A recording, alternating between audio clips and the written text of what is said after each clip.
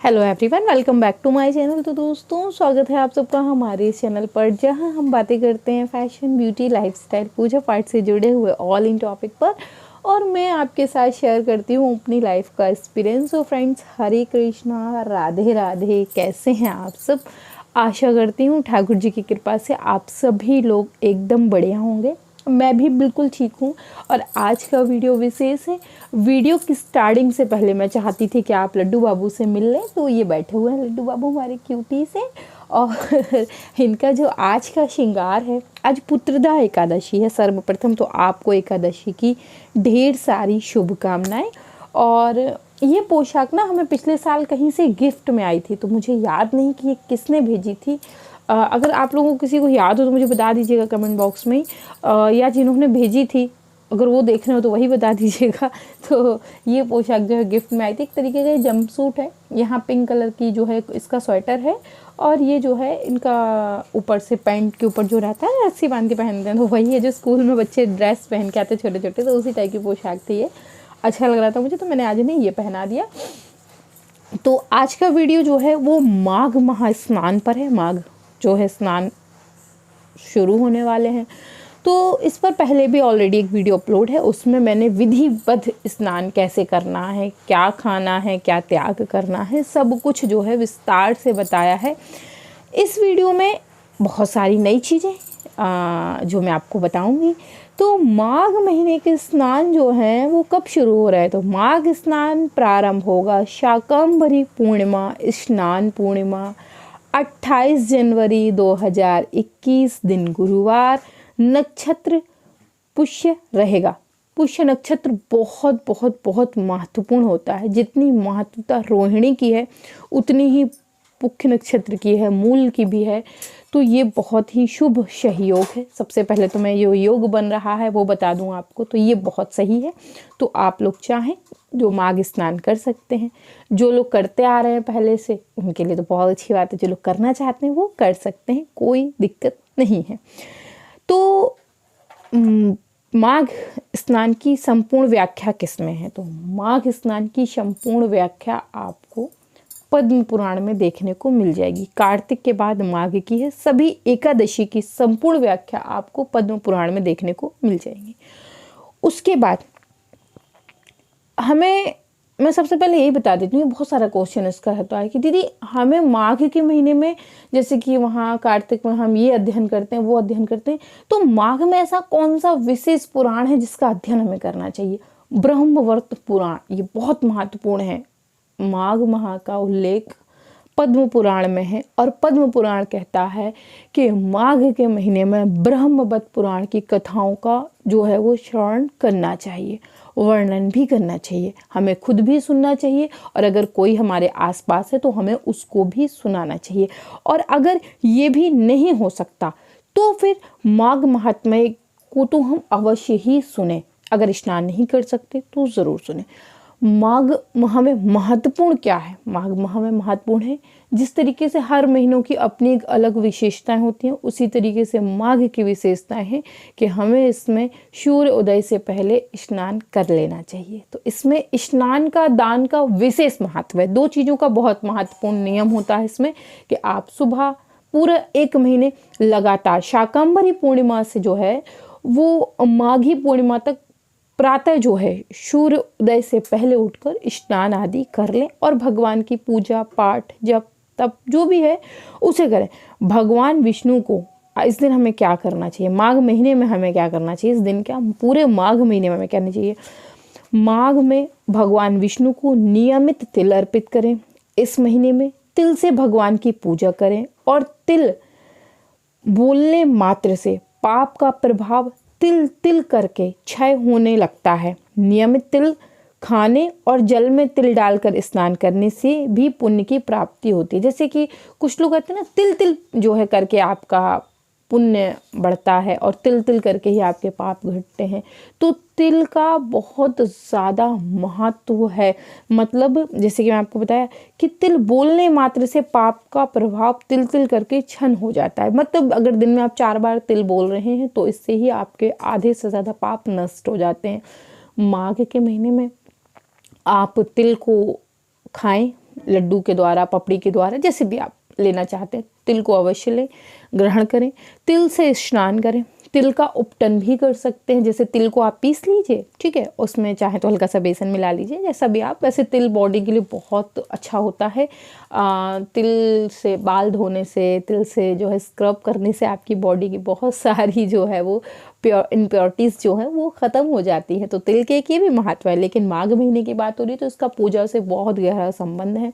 भगवान विष्णु के श्री चरणों में हमें रोज़ जो है वो तिल चढ़ाना है। आप चाहें तो तिल का प्रसाद भी बनाकर भगवान को भोग लगा सकते हैं। महत्वपूर्ण, तिल हमें स्नान में प्रयोग करना है, तिल का हमें दान करना है, तिल को हमें खाना है। दिन में कम से कम 10-50 बार तो हम तिल का नाम अपने मुंह से ले ही ले, और इसी बहाने लेते रहेंगे तो हमने ईश्वर में, देखिए हम अपने जीवन में पाप तो करते ही रहते हैं, ऐसा तो कोई है ही नहीं मानव जाति की जो पाप ना करती हो। तो कहीं ना कहीं अपनी गलतियों की क्षमा मांग लेने से, अपनी गलतियों को स्वीकार कर लेने से हमारी गलतियां ज़्यादा आसानी से और ज़्यादा जल्दी क्षमा कर देते हैं ईश्वर। तो इसी प्रकार से हमने जो भी पाप किए हैं, जो भी कर्म किए हैं, उन्हें ईश्वर क्षमा करे, और उनके लिए हम थोड़े बहुत प्रयोग जो है वो करते रहते हैं। तो माघ के महीने में आपको ब्रह्म मुहूर्त में ही स्नान कर लेना है। भगवान सूर्य की, भगवान विष्णु की आराधना विशेष महत्वपूर्ण है। माघ के महीने में किसका सेवन नहीं करना चाहिए? माघ के महीने में हमें भूल के भी मूली का सेवन नहीं करना चाहिए। ऐसा करना, अगर हम मूली का सेवन कर रहे हैं तो मदिरा मांस के समान माना जाता है। अगर हम माघ के महीने में गलती से भी मूली खा लेते हैं तो वो जैसे कि हम लोग मदिरा पी रहे हैं, मांस मछली खा रहे हैं, उसके समान माना जाता है। कुछ लोग कहते हैं मिश्री भी नहीं खाई जाती, लेकिन मैं इस तथ्य को नहीं मानती। मैंने अपने गुरुजी से इस विषय में बात की तो गुरुजी ने कहा कि हम चीनी खाते हैं, बतासे खा लेते हैं, तो मिश्री उन्हीं दोनों का जो है वो एक स्वरूप है। तो इसलिए मैं नहीं कहती हाँ, लेकिन मूली को जो है वो गलती से भी ग्रहण ना करें। सात्विक रह के आप स्नान ध्यान कर सकते हैं, सात्विक भोजन लेते रहें और आराम से अपने स्नान को जो शुरू रखें। स्नान में क्या है, आपको स्नान करना है, भगवान सूर्य की, श्री हरि विष्णु की आराधना करनी है। पूरे महीने में आपको ब्रह्मव्रत पुराण पढ़ लेना है। आप ये नहीं कर सकते तो माघ महात्म्य को तो ज़रूर पढ़ें। कैसे पढ़ें? अगर आप मुझसे कहेंगे तो मैं आपको सुना दूँ, प्रतिदिन जो है वो जैसे भी पूरा होगा मैं करके सुना दूंगी। नहीं तो मैं आपको सीधा सा एक तरीका बता दूँ। इसीलिए इस वीडियो को मैंने आज शूट किया क्योंकि अभी समय है, ठीक है, जो है माघ स्नान प्रारंभ होने में अभी समय है। और मैं ये बता दूँ माघ स्नान कब से कब तक होगा, तो ये समाप्त जो है वो 27 फरवरी 2021 दिन शनिवार, नक्षत्र मघा में समाप्त होगा। ठीक है, माघ स्नान समाप्त होगा माघी पूर्णिमा के दिन। तो प्रतिदिन तो आप स्नान दान जो है करते रहेगा। बकाया की और डिटेल देखने में कि स्नान के क्या नियम है, पूजा के और विशेष क्या नियम है, उसके लिए वीडियो अपलोड है। मैं उसे कम्युनिटी टैब में शेयर कर दूंगी या लिंक कोशिश करूंगी इसी वीडियो में दे दूं, तो आप उस वीडियो को भी चेकआउट कर लीजिएगा। तो माघ महीने से जुड़े हुए आपके सभी डाउट जो है वो क्लियर हो जाएंगे।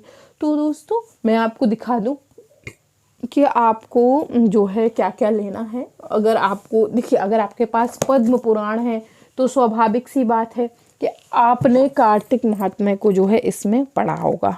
ठीक है, पद्म पुराण में स्पष्ट व्याख्या है कार्तिक के बाद माघ की, और अगहन की भी है। इसमें बहुत सारे महीनों की जो है वो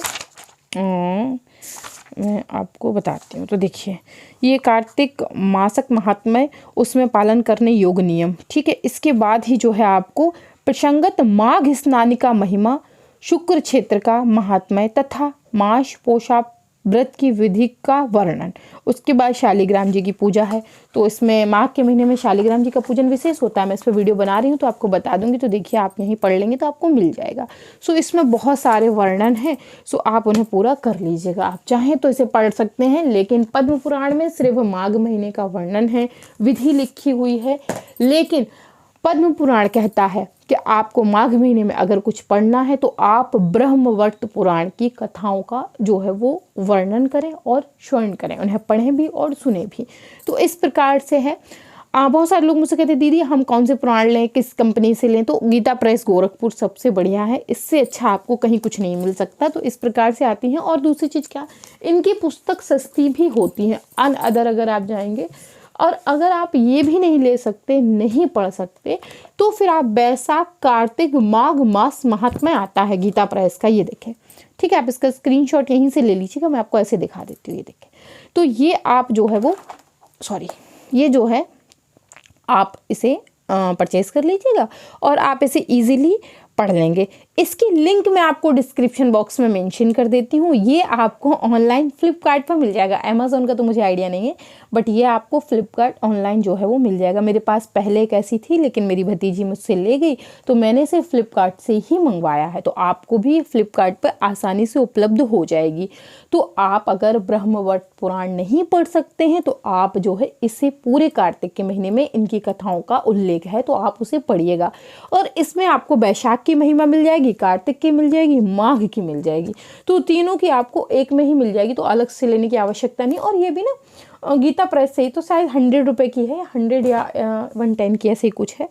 तो वो क्या है कि आगे की जो पूजा विधि है मैं आपको आगे शेयर करती जाऊंगी, कैसे हमें शालिग्राम जी की विशेष पूजा माघ के महीने में करनी है, इसकी वीडियो मैं आपको कल शेयर करूंगी।